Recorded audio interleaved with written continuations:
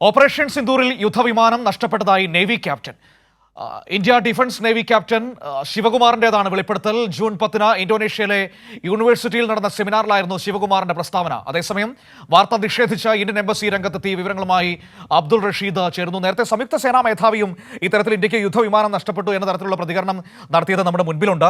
ഏതായാലും ഇപ്പോൾ നേവി ക്യാപ്റ്റന്റെ ഒരു പ്രതികരണം കൂടി അത്തരത്തിൽ വന്നിരിക്കുകയാണ്. നോക്കാം എന്താണ് സംഭവിച്ചതെന്ന്. അബ്ദുൾ റഷീദ് ചേരുകയാണ്. അബ്ദുൾ റഷീദ്, ഓപ്പറേഷൻ സിന്ദൂറിൽ ഇന്ത്യക്ക് യുദ്ധവിമാനം നഷ്ടപ്പെട്ടു എന്ന മറ്റൊരു തുറന്ന പറച്ചിൽ കൂടി ഇപ്പോൾ വരികയാണ്. നേരത്തെ സംയുക്ത സേനാ മേധാവിയും ഈ തരത്തിലൊരു പ്രതികരണം നടത്തിയിരുന്നു. ഇപ്പോൾ അതിന്റെ പുറകെയാണ് മറ്റൊരു ഉയർന്ന ഉദ്യോഗസ്ഥന്റെ വെളിപ്പെടുത്തൽ കൂടി വന്നിരിക്കുന്നത്. എന്താണ് അദ്ദേഹം പറഞ്ഞത്? എവിടെ വെച്ചാണ് അദ്ദേഹം ഇത് പറഞ്ഞത്? മനു, തീർച്ചയായും പഹൽഗാം ഭീകരാക്രമണത്തിന് തിരിച്ചടിയായി ഇന്ത്യ പാകിസ്ഥാന് നേരെ നടത്തിയിട്ടുള്ള ഓപ്പറേഷൻ സിന്ദൂറിന്റെ ആദ്യഘട്ടത്തിൽ ഇന്ത്യക്ക് യുദ്ധവിമാനങ്ങൾ നഷ്ടപ്പെട്ടതായാണ് ഇപ്പോൾ വീണ്ടും വെളിപ്പെടുത്തലുണ്ടായിരിക്കുന്നത്. ഇന്തോനേഷ്യയിലെ ഇന്ത്യൻ ഡിഫൻസ് അറ്റാഷെ ആയിട്ടുള്ള ഇന്ത്യൻ നേവി ക്യാപ്റ്റൻ ശിവകുമാറിന്റേതാണ് പുതിയ വെളിപ്പെടുത്തലുണ്ടായിരിക്കുന്നത്.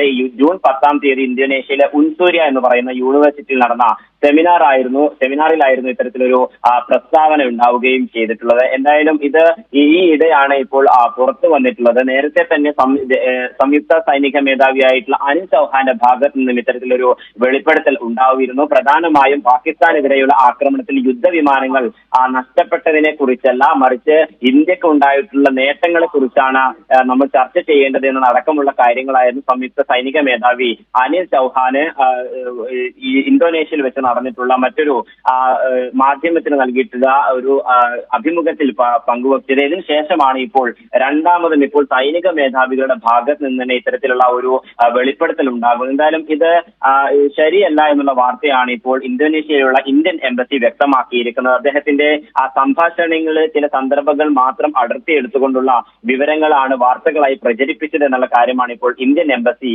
എക്സിൽ പങ്കുവെക്കുകയും ചെയ്തിട്ടുള്ളത്. എന്തായാലും ഏറെ നിർണായകമായിട്ടുള്ള രണ്ടാമത്തെ വെളിപ്പെടുത്തലാണ് ഉണ്ടായിരിക്കുന്നത്. നേരത്തെ തന്നെ ഇത്തരത്തിൽ വലിയ പരാമർശങ്ങളും ആരോപണങ്ങളും ഉയർന്ന സാഹചര്യം ഉണ്ടായിരുന്നു. പ്രത്യേകിച്ചും ഓപ്പറേഷൻ സിന്ദൂറിൽ ഇന്ത്യക്ക് എന്തൊക്കെ നഷ്ടപ്പെട്ടത് എന്നതുമായി ബന്ധപ്പെട്ട രാഷ്ട്രീയ പാർട്ടികളും പ്രതിപക്ഷ നേതാക്കളൊക്കെ തന്നെയും ചോദ്യം ഉന്നയിക്കുമ്പോൾ പോലും വിക്രം മിശ്രയും അതോടൊപ്പം പ്രതിരോധ മന്ത്രാലയത്തിന്റെ ഭാഗത്ത് നിന്നും ഏതെങ്കിലും തരത്തിലുള്ള ഒരു പ്രതികരണം ആവർത്തിക്കപ്പെടുമ്പോൾ റഷീദ്, ഏറ്റവും പ്രധാനപ്പെട്ട കാര്യം എന്ന് പറയുന്നത് ഇതുപോലുള്ള തുറന്നു പറച്ചിലുകൾ ഇന്ത്യയുടെ ഉയർന്ന സൈനിക ഉദ്യോഗസ്ഥരുടെ ഭാഗത്തു നിന്ന് വരുമ്പോഴാണ് എന്തുകൊണ്ടാണ് പ്രത്യേക പാർലമെന്റ് സമ്മേളനം ഈ വിഷയത്തിൽ വിളിക്കാൻ കേന്ദ്ര സർക്കാർ മടിക്കുന്നത് എന്ന പ്രധാനപ്പെട്ട ചോദ്യത്തിന്റെ പ്രസക്തി നിൽക്കുന്നത്.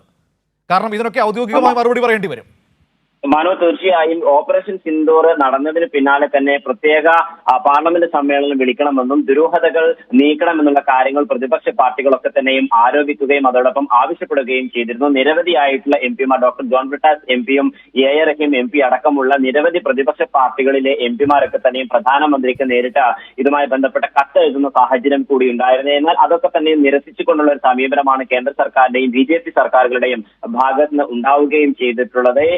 എന്തായാലും ഇപ്പോൾ വർഷകാല സമ്മേളനം ഉടൻ ആരംഭിക്കാനിരിക്കുകയാണ്. ജൂലൈ 21 ഇതുമായി ബന്ധപ്പെട്ട വർഷകാല സമ്മേളനം, പാർലമെന്റിന്റെ വർഷകാല സമ്മേളനം ആരംഭിക്കുകയാണ്. പ്രധാനമായും ഈ വിഷയങ്ങളൊക്കെ തന്നെ ആയിരിക്കും പ്രതിപക്ഷം ആദ്യഘട്ടത്തിൽ പാർലമെന്റിൽ ഉന്നയിക്കുക. പ്രത്യേകിച്ചും ഓപ്പറേഷൻ സിന്ദൂറുമായി ബന്ധപ്പെട്ട് ഇതുവരെയും ഒരു കൃത്യമായിട്ടുള്ള വിശദീകരണം പ്രതിപക്ഷ പാർട്ടികളിലെ എംപിമാർക്ക് ഒന്നും തന്നെ പ്രധാനമന്ത്രി നരേന്ദ്രമോദിയും അതോടൊപ്പം പ്രതിരോധ മന്ത്രാലയവും വ്യക്തമാക്കുകയും ചെയ്തിട്ടില്ല. ഇത് ഈ ഓപ്പറേഷൻ സിന്ദൂറുമായി ബന്ധപ്പെട്ടും അതോടൊപ്പം മറ്റു ഇന്ത്യയുടെ പ്രതിരോധ സംവിധാനങ്ങളെ കുറിച്ചൊക്കെ തന്നെയും വലിയ ആരോപണങ്ങൾ ഉയരുന്ന സാഹചര്യം ഉണ്ടായിരുന്നു. എന്നാൽ അവയൊക്കെ തന്നെ നിരസിച്ചുകൊണ്ടുള്ള ഒരു സമീപനമായിരുന്നു കേന്ദ്ര സർക്കാരിന്റെയും പ്രധാനമന്ത്രി നരേന്ദ്രമോദിയുടെയും ഭാഗത്ത് ഉണ്ടായിട്ടുള്ളത്. എന്തായാലും നിലവിൽ ഇപ്പോഴും പ്രത്യേക പാർലമെന്റ് സമ്മേളനം വിളിച്ചു ചേർക്കണമെന്ന ആവശ്യത്തിൽ തന്നെയാണ് പ്രതിപക്ഷ എംപിമാരൊക്കെ തന്നെയും